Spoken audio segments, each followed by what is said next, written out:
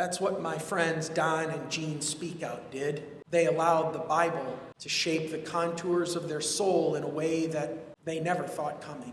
I need to rewind the clock back to the winter of 2009.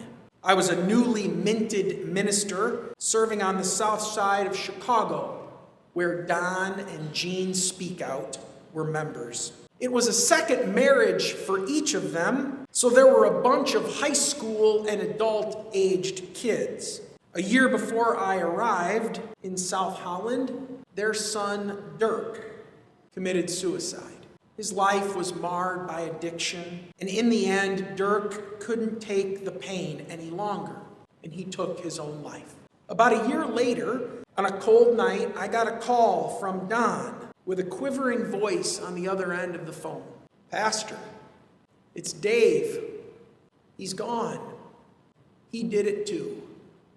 I grabbed my Bible and got into my black 5-speed Ford Focus, and I drove to their home in Tinley Park, Illinois. When I arrived, the entire family was gathered around their large dining room table. The best way I can describe the situation was shock. No one really knew what to say. I certainly didn't.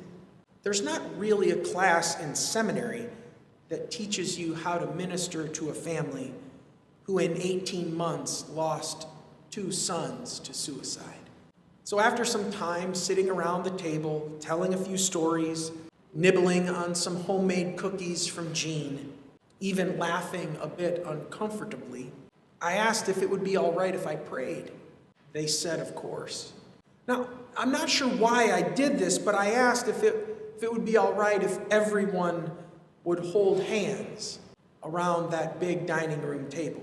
And I began with this: "The Lord is my shepherd, I shall not want. He makes me lie down in green pastures. He leads me beside the still waters. He restores my soul.